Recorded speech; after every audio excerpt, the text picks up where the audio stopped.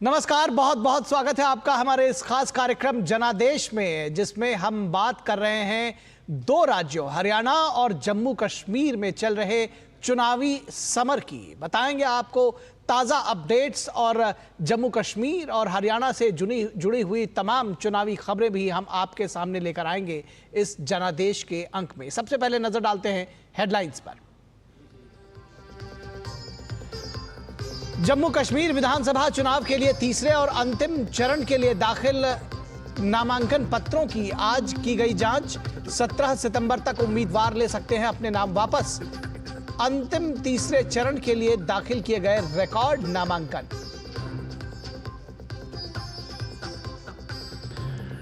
जम्मू कश्मीर विधानसभा चुनाव में निर्दलीय उम्मीदवारों ने उड़ाई पीडीपी और नेशनल कॉन्फ्रेंस की नींद।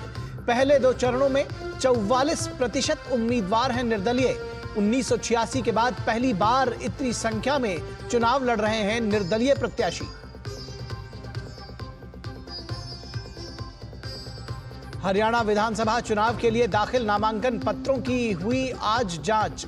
16 सितंबर तक वापस लिए जा सकते हैं नामांकन। सभी दलों ने चुनाव प्रचार में झोंकी अपनी ताकत। प्रधानमंत्री मोदी कल कुरुक्षेत्र से करेंगे भाजपा चुनाव प्रचार अभियान की शुरुआत।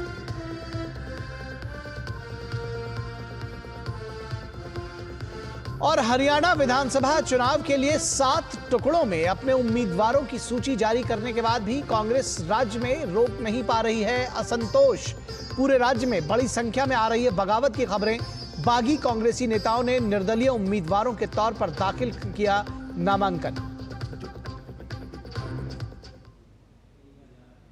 तो सबसे पहले बात जम्मू कश्मीर की कर लेते हैं, जहां के अनंतनाग का सिरी गुफवारा बिजबेहड़ा में इस बार 3 ही उम्मीदवार चुनाव मैदान में हैं, जिसमें मुफ्ती परिवार की तीसरी पीढ़ी इल्तिजा मुफ्ती भी डेब्यू कर रही हैं। क्या है यहां के समीकरण, देखिए हमारे संवाददाता ऋषि कुमार की यह विशेष रिपोर्ट।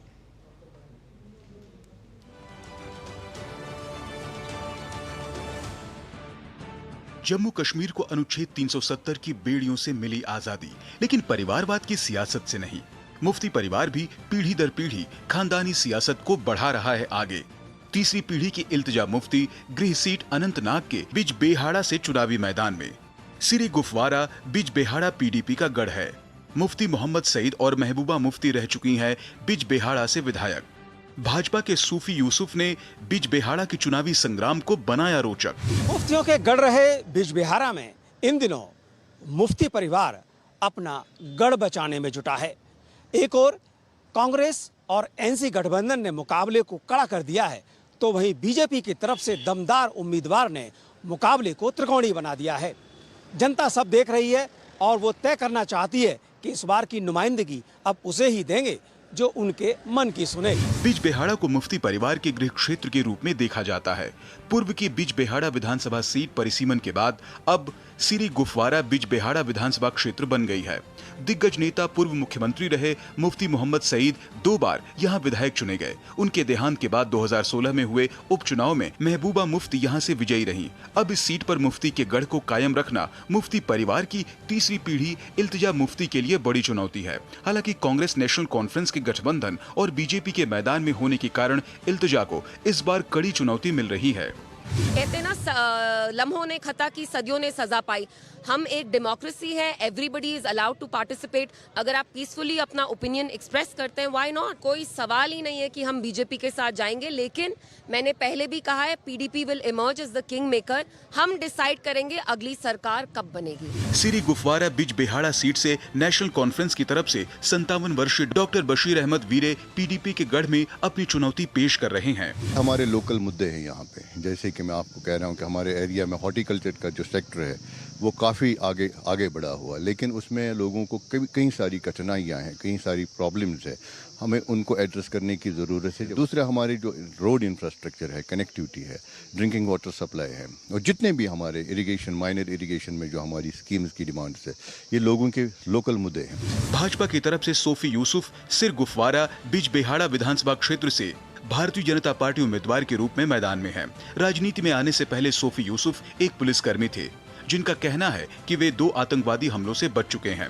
जबकि 2015 में पीडीपी भाजपा सरकार सत्ता में आई तो सूफी यूसुफ जम्मू कश्मीर विधानसभा के ऊपरी सदन के लिए चुने गए और कश्मीर से भाजपा के पहले विधायक बने। हमारे नौजवान जो यहाँ पे हैं आज ये जान चुके हैं कि आज कहाँ गए वो कैलेंडर्स, जो कैलेंडर निकलते थे 20 दिन हड़ताल होती थी, कहाँ गए वो संगबाज जो पत्थर मारते थे, कहाँ गई वो क्रॉस फायरिंग, खत्म हो गया सारा। आज लोग कहते हैं मुझे, शोभी साहब नरेंद्र मोदी जी ने हमें जंजीरों से, जो हम जंजीरों के साथ जकड़े हुए थे, उन जंजीरों को नरेंद्र मोदी ने हटा दिया है और आज हम आज़ाद हैं।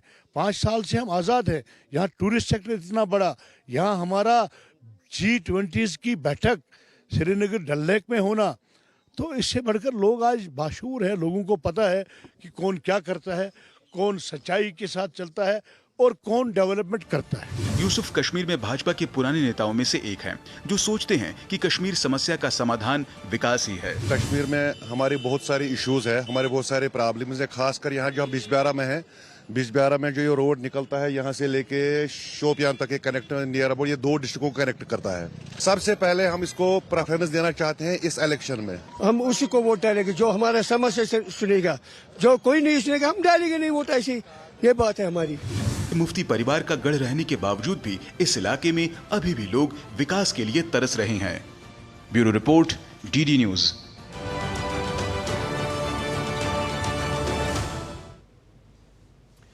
और जम्मू कश्मीर से अनुच्छेद 370 की समाप्ति ने सामाजिक ताने बाने को तोड़ रही बुराइयों पर करारा प्रहार किया है। ये बुराइयां दरअसल जम्मू कश्मीर में रह रहे कई समुदायों को उनके अधिकारों से उन्होंने वंचित रखा था। ऐसा ही एक वर्ग है दलित वर्ग का वाल्मीकि समुदाय, जिन्हें मतदान देने और सरकारी नौकरी से वंचित रखा गया था। अब अनुच्छेद 370 के हटने के बाद पहली बार इस समुदाय को विधानसभा में मतदान का अधिकार मिला है। देखते हैं बहु विधानसभा से धीरज कुमार की ये रिपोर्ट।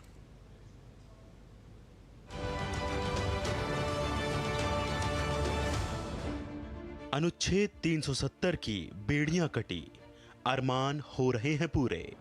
63 साल बाद सम्मान से जीने की राह खुलने के बाद वाल्मीकि समाज खुश। अनुच्छेद 370 हटने के बाद वाल्मीकि समाज को मूल निवासी होने का मिला अधिकार। झाड़ू थामने वाले बच्चों का अब डॉक्टर इंजीनियर बनने का सपना हो रहा साकार। विधानसभा चुनाव में पहली बार वाल्मीकि समाज बन रहा है लोकतंत्र के महापर्व में भागीदार। बात सन 1957 की है। जम्मू कश्मीर में सफाई कर्मियों की हड़ताल थी जो महीनों चली। जम्मू कश्मीर की गलियां कचरे से भर गईं। परेशान जम्मू कश्मीर की तत्कालीन सरकार ने 1957 में पंजाब के गुरदासपुर और अमृतसर से सफाई कर्मचारियों को लाने का फैसला लिया। 272 सफाई कर्मचारी बुलाए गए, जिन्हें तंग गलियों में जगह तो नसीब हो गई, लेकिन अनुच्छेद 370 की बंदिशों ने राज्य की नागरिकता, नौकरी और विधानसभा में मतदान जैसे अधिकारों से दूर रखा। ये पहली बार हो रहा है पिछले 70 सालों में कि हमारा समाज जो वाल्मीकि समाज है वो पहली बार यहाँ विधानसभा के चुनाव में हिस्सा ले रहा, वोट कर रहा है। तो इसके पीछे और साफ क्लैरिटी है कि अगर धारा 370-35A ना हटती तो हमारा समाज सिर्फ और सिर्फ गंदगी उठाने के लिए लाया था, गंदगी उठा रहा था और गंदगी उठाते ही वो उसकी मृत्यु हो जाती थी। वाल्मीकि समाज की बेटी और LLB की छात्रा मीना भट्टी कहती हैं कि शहर की गंदगी मिटाते मिटाते हमारी कई पीढ़ियां मिट गईं। 99% अंक हासिल करने वाले बच्चे भी नौकरी से दूर रखे गए और उन्हें मतदान से भी दूर रखा गया। इंडिया जो है वो एक डेमोक्रेटिक स्टेट है, तो जब उनके जो नागरिक हैं, सिटीजन्स हैं, उनको ये राइट ही नहीं है तो फिर ये डेमोक्रेसी कैसे हुई। हमें पहली बार अब वोटिंग का राइट मिला है और हम बीजेपी गवर्नमेंट के थैंकफुल हैं कि उन्होंने हमें ये इतना बड़ा तोहफा दिया। बाहू विधानसभा की इन तंग गलियों में 4000 की आबादी वाले वाल्मीकि समुदाय की बस्ती है। बाहू विधानसभा के भाजपा प्रत्याशी विक्रम रंधावा कहते हैं कि वाल्मीकि समाज को पिछली सरकारों ने कठपुतली बनाकर रखा। बीजेपी ने उसे अधिकार दिया है। वाल्मीकि समाज को जीवन दिया है आदरणीय प्रधानमंत्री जी ने, क्योंकि पिछली सरकारों ने उनको कठपुतली बना के रखा और जहां तक हो सकता था अपना उनका इस्तेमाल किया।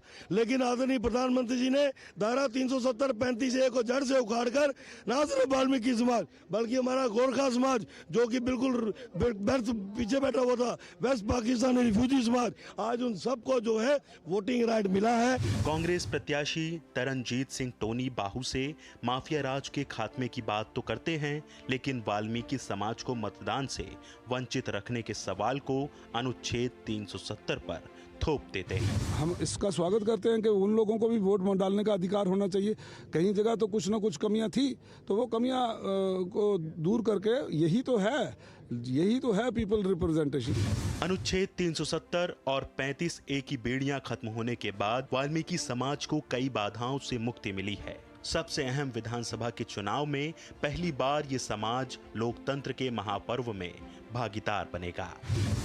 इन बीते 7 दशकों में इन समाज को ना ही नागरिकता का अधिकार मिला, ना ही नौकरी मिली और ना ही वोटिंग का अधिकार। अब कहीं जाकर पहली बार जम्मू कश्मीर के विधानसभा चुनाव में इस समाज को वोटिंग का अधिकार मिला है, तो हर चेहरे पर खुशी है। कैमरामैन राधे कृष्णा के साथ धीरज कुमार, DD न्यूज़, जम्मू।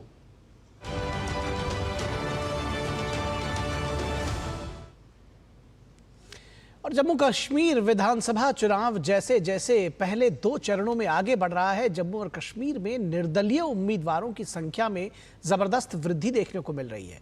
कुल उम्मीदवारों में से 44% उम्मीदवार निर्दलीय हैं और तीसरे चरण में यह संख्या और बढ़ने की उम्मीद है।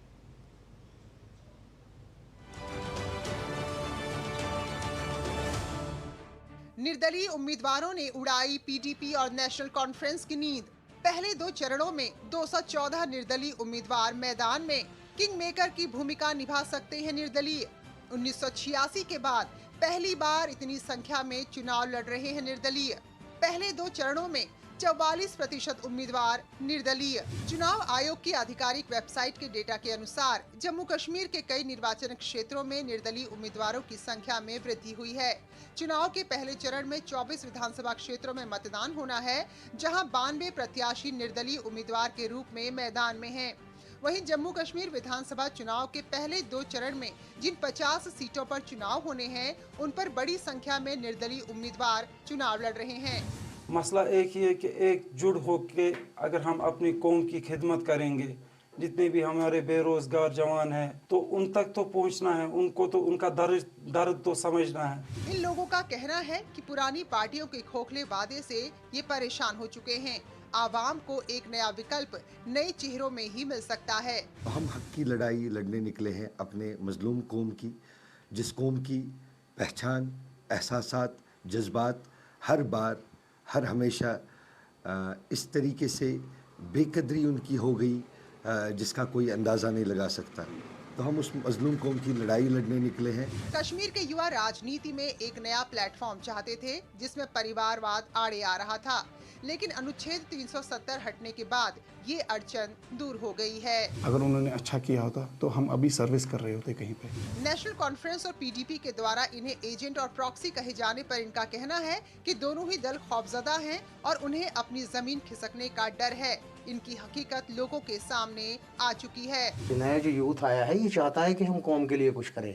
पुरानों ने तो खाली अपने घर भरे हैं। इस बार नई उम्मीदें हैं, नए चेहरे आएंगे और इंशाअल्लाह ताला एक खूबसूरत कश्मीर का गठन होगा। गौरतलब है कि PDP प्रमुख महबूबा मुफ्ती ने निर्दलीय उम्मीदवारों पर हमला करते हुए उन्हें BJP का प्रतिनिधि करार दिया था। वहीं नेशनल कॉन्फ्रेंस के उमर अब्दुल्ला चुनावी सभाओं में निर्दलीय उम्मीदवारों को अपने खिलाफ साजिश बता रहे हैं। पहले 2 चरणों में 214 निर्दलीय उम्मीदवार मैदान में हैं। पहले 2 चरण में कुल उम्मीदवारों में से 44% से अधिक निर्दलीय उम्मीदवार हैं। दिलचस्प बात यह है कि महबूबा मुफ्ती के निशाने पर जहां निर्दलीय उम्मीदवार हैं, वहीं श्री गुफवारा बिजबेहरा विधानसभा क्षेत्र, जहां से उनकी बेटी इल्तिजा मुफ्ती चुनाव लड़ रही हैं, वहां कोई भी निर्दलीय उम्मीदवार नहीं है। अगर हम नए चेहरों की बात करें, निर्दलीय प्रत्याशियों की बात करें, तो 44% प्रत्याशी निर्दलीय हैं। प्रथम 2 चरणों में करीब 214 के करीब प्रत्याशी हैं और इससे से जो यहाँ पर पारंपरिक दल हैं जिन्होंने 70 सालों तक यहाँ पर शासन किया है, उनमें खौफ का माहौल ज़रूर है। अपने स्टेटमेंट्स में कहीं वो इन्हें प्रॉक्सी कहते हैं तो कहीं एजेंट कहते हैं, जबकि इन लोगों का कहना है कि ये एक नए जम्मू कश्मीर को नई दिशा देने के लिए, विकास की धारा में शामिल कराने के लिए और अपने इलाके के मुद्दों को आगे लाने के लिए चुनावी मैदान में खम ठोक रहे हैं। अब जीते चाहे जो भी, लेकिन कहीं ना कहीं इनकी चुनावी ताल ने जो पारंपरिक दल हैं उनके चुनावी पैतरों की चाल को ज़रूर गड़बड़ा दिया है। कैमरामैन तारिक के साथ रमा त्यागी, जीडी न्यूज़, श्रीनगर।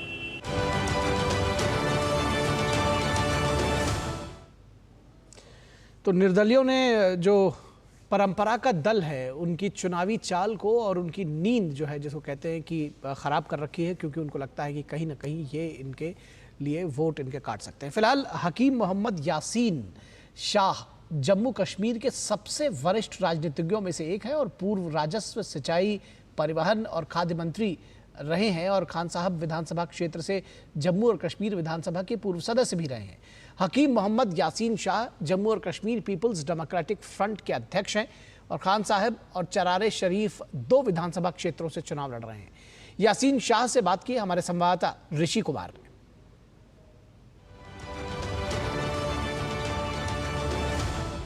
हकीम साहब, आप इस बार खुद चुनाव लड़ रहे हैं। पहले आपने तमाम यहाँ की जम्मू कश्मीर की सियासत देखी है। इस बार के जो चुनाव हैं, किस तरीके से आप क्या कुछ अलग मान रहे हैं या कुछ जो पहले था वैसा ही सब कुछ है?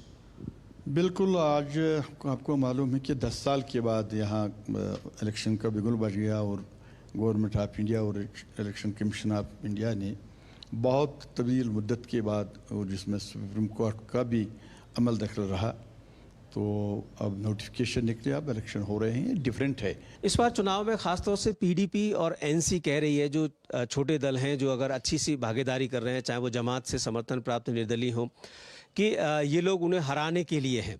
तो वैसे तो सियासत में हराने के लिए ही उतरते हैं, लेकिन इस तरीके की भाषा एनसी और पीडीपी क्यों बोल रही है? देखिए, बदकिस्मती है कि उनको अपने माजी के बारे में कुछ भी मालूम नहीं है। जितने एग्रीमेंट उन्होंने किए, जितने वादे उन्होंने किए, उन्होंने सेल्फ रूल के बारे में बातें की, ऑटोनॉमी के बारे में बातें की, वही लेकर वो लोग उनके सामने जाते थे। अब उनके पास इस वक्त वो मुद्दा ही नहीं रहा। उस मुद्दे के मद्देनज़र इस चीज़ को वो तोड़ मरोड़ कर कुछ एक बी टीम, सी टीम, डी टीम के नाम से देते हैं, मगर ऊपर वाले के फजल से हम अलग है। आप मानते हैं कि जिस तरीके से आपने भी जो सियासत की है, लोगों की सियासत की है, डेवलपमेंट की सियासत की है, चाहे वो यहाँ के पावर प्रोजेक्ट हो, चाहे वो स्कूल कॉलेज खुलवाने की बात हो, पर्यटन पे आपने काम किया, तो अब काम के आधार पर लोग वोट करेंगे, ना कि 370 जैसे जो इमोशनल इश्यूज रहे हैं, मुझे आपको लगता है वो खत्म है? अब ये खोखले नारे, झूठ लोगों को बोलना, इस पर लोग यकीन नहीं करते हैं। देखिए, मैंने पहले ही जिक्र किया कि आर्टिक ऑटोनॉमी को लेकर उन्होंने 7 बार इलेक्शन जीते। क्या पूरी हुई? लोगों के जहन में ये बात है। सेल्फ रूल के बारे में 2 बार पीडीपी वालों ने इलेक्शन लड़ा। क्या सेल्फ रूल हुकूमत में रहकर ये इम्प्लीमेंट नहीं कर पाए? अब हुकूमत से बाहर है, जबकि सब कुछ दफन हो चुका है। अब दफनाए हुए चीज़ को मुर्जा ही होगा कोई जिंदा कर सकता है। हमने बात की हकीम साहब से, 2 जगह से चुनाव लड़ रहे हैं, कह रहे हैं कि जो जनता का प्यार है और लोगों की जो अपील थी कि वो यहाँ चरारे शरीफ और ये जो खान साहब, तो उनका गढ़ है ही, तो 2 जगह से चुनाव लड़ने की एक ही वजह बता रहे हैं कि जो जनता के बीच में उनके काम हैं, उसी के आधार पर इस बार चुनावी मैदान में है। उनका साफ कहना है कि अनुच्छेद 370 एक मुद्दा ऐसा है जिसके आधार पर बहुत बार चुनाव जीते गए, लेकिन अब ये मुद्दा दफन हो चुका है और अब लोग सियासत उसी की आगे बढ़ाएंगे जो लोगों की हक और हुकूक और उनके डेवलपमेंट के लिए काम करेगा।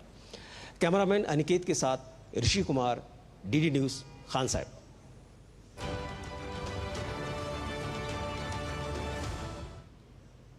और बात हरियाणा विधानसभा चुनाव की, जहां के लिए नामांकन दाखिल होने के बाद सभी राजनीतिक दल चुनाव प्रचार में जोर शोर से जुट गए हैं। प्रधानमंत्री नरेंद्र मोदी कल कुरुक्षेत्र से भाजपा के चुनाव प्रचार अभियान की शुरुआत करेंगे, तो वहीं कांग्रेस में बड़े पैमाने पर यह देखने को मिल रहा है कि बगावत से वो जूझ रहे हैं। देखिए ये रिपोर्ट।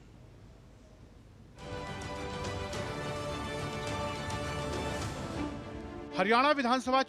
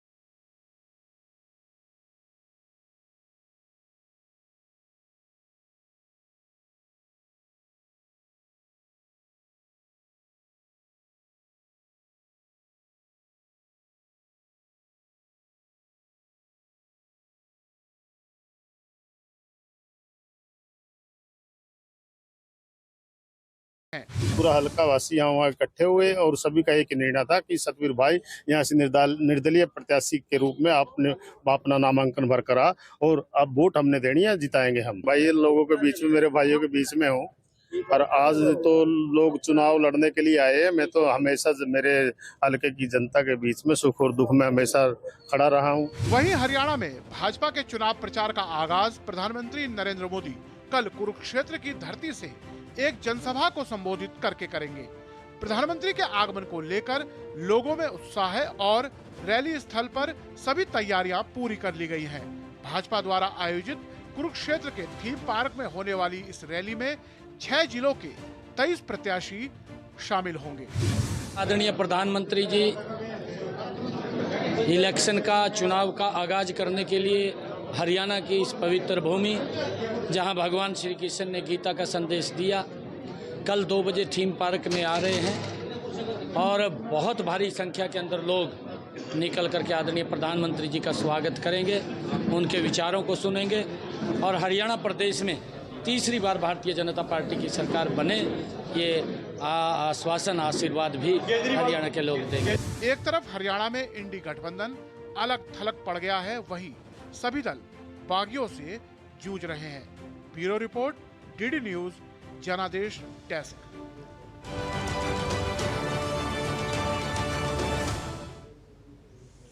तो हरियाणा के रण को जीतने के लिए बीजेपी पूरी ताकत लगा रही है। राज्य में बीजेपी तीसरी बार सरकार बनाने को लेकर किस रणनीति के तहत काम कर रही है, उसको लेकर हरियाणा के कार्यकारी मुख्यमंत्री नायब सिंह सैनी से खास बातचीत की हमारे संवाददाता नीरज सिंह ने।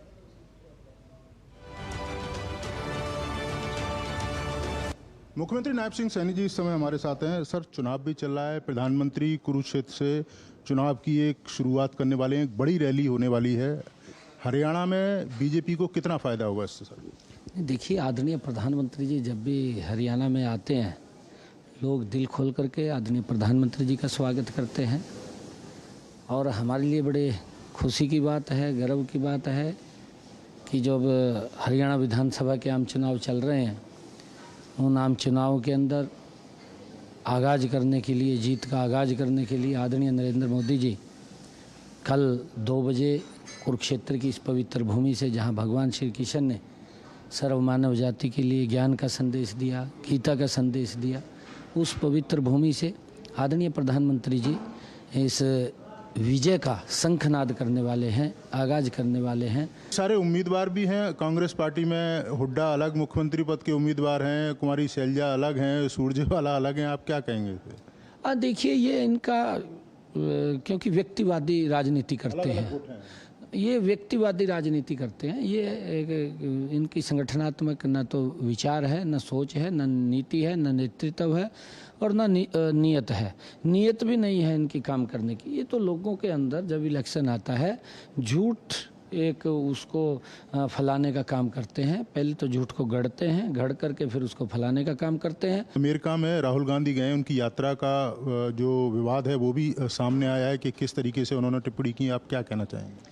दुर्भाग्यपूर्ण है और ये स्पष्ट करना चाहिए राहुल गांधी को, क्योंकि जिस प्रकार की उनकी मंशा है, जो उनकी सोच है, यहाँ तो आकर के वो गरीब की बात करते हैं, विदेश में बैठ करके वो उस आरक्षण को ख़त्म करने की बात करते हैं। क्योंकि मैं ये मानता हूँ कभी भी कांग्रेस पार्टी ने डॉक्टर भीमराव अंबेडकर जी को सम्मान नहीं दिया, उनको अपमानित करने का काम कांग्रेस पार्टी ने किया है और आज भी उनकी यही मंशा, ये सोच जगजाहिर हो रही है कि वो इस प्रकार के वहाँ पर जाकर के बयान देते हैं कि हम आरक्षण को ख़त्म करेंगे। करनाल की जगह कुरुक्षेत्र पहुँचे हैं, कुरुक्षेत्र से लड़ रहे हैं, जनता क्या कह रही है जब जनता के बीच में जा रहे हैं आप? नहीं, देखिए, जनता ने बड़ा स्वागत किया है। मैं तो यहाँ से सांसद रहा हूँ इस क्षेत्र से और यहाँ पर जब मैं आया हूँ, पूरा का पूरा लाडवा सड़कों पे, उस दिन मैंने नॉमिनेशन किया था, उन्होंने अपने भाई बेटे का ज़बरदस्त स्वागत किया है और मैंने भी सभी का आशीर्वाद लिया है और मुझे पूर्ण विश्वास है कि लाडवा की जनता बहुत बड़े मार्जिन के साथ यहाँ से कमल का फूल खिलाने का काम करेगी। चलिए, धन्यवाद। तो ये थे हमारे साथ मुख्यमंत्री हरियाणा, जो बता रहे थे कि तीसरी बार भारतीय जनता पार्टी हरियाणा में वापसी करेगी। भारतीय जनता पार्टी के जो काम हैं वो लोगों के बीच में है और उसी आधार पर हरियाणा की जनता उनको वोट करेगी। कैमरामैन जगमोहन के साथ नीरज सिंह, डीडी न्यूज़, हरियाणा।